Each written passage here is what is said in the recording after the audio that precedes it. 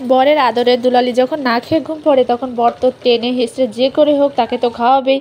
সেই বিষয়টা নিয়ে আজকে আপনাদের সাথে একটা দারুণ ব্লগ শেয়ার করতে চলেছি।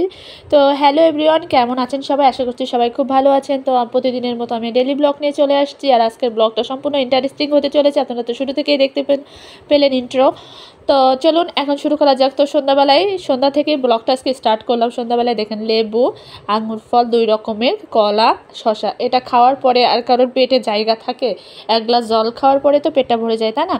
তো এটা খাওয়ার পরে মোটামুটি আমরা একটু লেট করেই খেয়েছিলাম, যেহেতু সন্ধ্যাবেলায় চাটা খাওয়া হয়। আমরা একটু লেট করেই খেয়েছি। খাওয়া দাওয়ার পরে তো ভাবতেছি আমরা শুয়ে যাব। আমি শুয়ে যাব, ওরা একটু পরে শুয়ে যাবে, আমি শুয়ে যাব। আমার ভালো লাগতেছে না শরীরটা। তো আমি খাবারটা খাওয়ার আগে আমি যেটা রান্না করেছিলাম, এটা খাওয়ার আগে আমি যেটা রান্না করেছি সেটা শেয়ার করি এখন আপনাদের সাথে। এখানে রান্না করেছিলাম খিচুড়ি। আজকে আমি অন্যভাবে মাখা মশলা, মানে মশলাটাকে কষিয়ে নিচ্ছি, একটু গামাকা খিচুড়ি করব। এখানে আদা বাটা আর হচ্ছে জিরা বাটা আর 2-3টা কাঁচা লঙ্কা বাটা, যেহেতু নিরামিষ খিচুড়ি হবে। আর এর ভিতরে আলু দিয়ে ঘি দিয়ে রান্না করব ভাবতেছি। এর ভিতরে এখন একটু ঘি অ্যাড করব। তো এই যে ঘিটা দিলে খিচুড়ি স্মেলটা যে এত মজার হয়, এত মজার হয়, এটা ভাষায় প্রকাশ করার মতো না। তো আমি ঘিটা বেশ 2-3 চামচ মতো দিয়ে দেব, ওপর দিয়ে ছড়িয়ে ভালো করে চামচ দিয়ে ভিতরে চারিদিকে মানে খিচুড়িটা যাতে, পুরো খিচুড়িটাতে যাতে ঘিটা মেখে যায় এমনভাবে। আর খিচুড়িটা দেখতেই পাচ্ছেন কোনো ঝোল ঝোল টাইপের না, গামাকা হয়েছে। তো এটা রান্না করে আসার পর আমার খুব ক্লান্ত লাগছিল।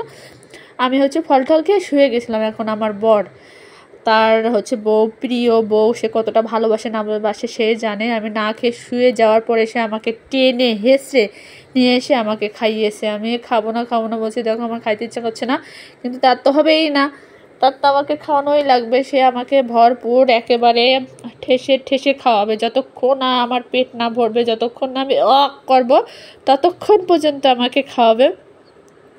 তো খাইতেই থাকছে। আমি সত্য কথা বলতে কি আমি আর খাইতে পারছি না। এবার বুঝতে পারছে যে আমার একটু জলের প্রয়োজন। তো ছেলেকে বলছে, বাবা একটু ওই জলের গ্লাসটা একটু আগিয়ে দাও। তো ছেলে জলের গ্লাসটা আগিয়ে দিয়ে দেখতে পাচ্ছেন নিজের হাতে। আসলে বরের আদর যত্ন ভালোবাসা পেতে কিন্তু অনেক মজা লাগে, তাই না বলেন? আমরা মা বাবা ছেড়ে আসার পরে কার আদর পাবো? না পাই মা বাবার আদর যত্ন ভালোবাসা, না পাই মানে পরিবারের আত্মীয় স্বজনের ভালোবাসা, সব কিছু ছেড়ে এসে একটা মানুষের হাত ধরে একটা মানুষের কাছে জীবনটা পার করে দিচ্ছি।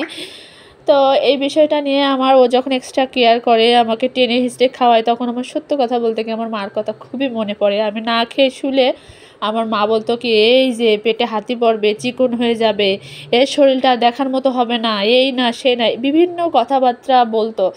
আর এক গ্লাস দুধ বাক্সের ওপরে, মানে টেবিলের উপরে রেখে যেত, বলতো যে যখন ঘুম ভাঙবে দুধটা খেয়ে নিস। মানে মার মতো কেউ আর ভালোবাসে না এই জগতে।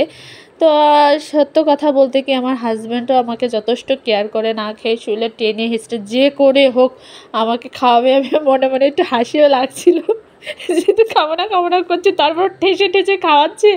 খুব মজা লাগছে এক প্রকার। আমি কিন্তু খুবই খুশি, দেখছি না ড্যাব করে একদম ওর দিকে তাকাচ্ছি রাগ মন নিয়ে, কিন্তু ভিতর থেকে কিন্তু একদমই রেগে নেই।